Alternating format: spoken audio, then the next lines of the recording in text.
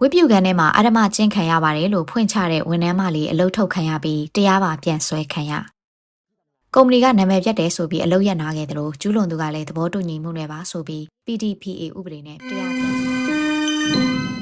ဖန်ကောက်မြို့ Rama 7 တရားအနီးကထိုင်းနိုင်ငံရဲ့အကြီးစားစွမ်းအင်ကုမ္ပဏီကြီးတစ်ခုမှာဖြစ်ပွားခဲ့တဲ့ဆွဆွဲချက်တစ်ခုဟာလက်တလောထိုင်းဆိုရှယ်မီဒီယာမှာအတော်လေးခရက်ရိုက်နေပါတယ်။ Banana Joar ဒါမှမဟုတ် Banjarni လို့အမည်ရတဲ့ကုမ္ပဏီဝန်ထမ်းအမျိုးသမီးဟာသူမကိုလှုပ်ဖော်ကိုင်ဘက်ကမတရားကျင့်ခဲ့ပါတယ်ဆိုပြီးဗီဒီယိုဖိုင်တင်ကတရားမျှတမှုတောင်းဆိုရကနေဒီသတင်းစတင်လူသိများလာခဲ့တာပါ။ဖြစ်စဉ်ကတော့ပြီးခဲ့တဲ့ဇူလိုင်လ19ရက်နေ့နေ့လယ်တနာရီလောက်ကဖြစ်ပွားခဲ့တာပါ။အမျိုးသမီးရဲ့ဆွဆွဲချက်အရသူမထက်ရာထူးပိုကြီးတဲ့အသက်28နှစ်အရွယ်လှုပ်ဖော်ကိုင်ဘက်အမျိုးသားကသူမကိုကုမ္ပဏီအတွင်းကဝိပုကန် prayer room နဲ့ကိုလှည့်စားခေါ်ဆောင်သွားခဲ့ပါတယ်။အခန်းထဲရောက်ချိန်မှာတော့အမျိုးသားကသူမကိုအတင်းအဓမ္မလိမ်မိုင်းဆိုင်ရာစော်ကားခဲ့တယ်လို့ဆိုပါတယ်။သူမအနေနဲ့အတင်းယုံကန်ပြီးအကူအညီတောင်းမှုစူးစမ်းခဲ့ပေမဲ့မလွတ်မြောက်ခဲ့ပဲရေချိုးခန်းထဲမှာငိုယိုအန်ချရတဲ့အထိစိတ်ဒဏ်ရာပြင်းပြင်းထန်ထန်ရခဲ့တယ်လို့သူမကရှင်းဖွင့်ထားပါတယ်။ဒီဖြစ်ပျက်ကိုကုမ္ပဏီကိုတိုင်ကြားပြီးနောက်လူမှုကွန်ရက်ပေါ်မှာဖွင့်ချလိုက်တဲ့အခါမှာတော့သတင်းပိုကြီးသွားစေတဲ့အဓိကအချက်တစ်ချက်ဖြစ်လာခဲ့ပါတယ်။ကုမ္ပဏီဘက်ကနင့်နာသူအမျိုးသမီးကိုကာကွယ်ပေးမဲ့အစား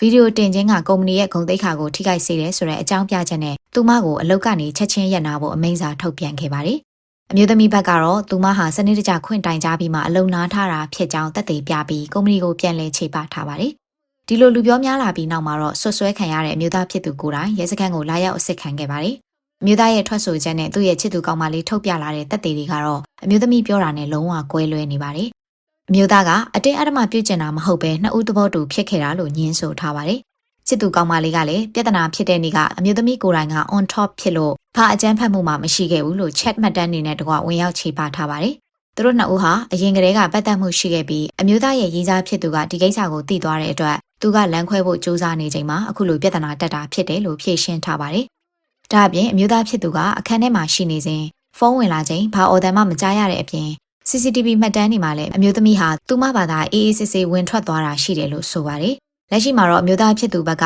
သူ့ရဲ့ပုံတွေကိုလူမှုကွန်ရက်ပေါ်မှာဖြန့်ဝေမှုအတွက် Cyber ဥပဒေ Computer Act နဲ့ကိုရေးကိုရာအချက်လက်ကာကွယ်ရေးဥပဒေ PDPA တို့ကိုချိုးဖောက်မှုနဲ့အမျိုးသမီးကိုပြန်လည်တရားစွဲဆိုထားတယ်လို့သိရပါတယ်ရှင်။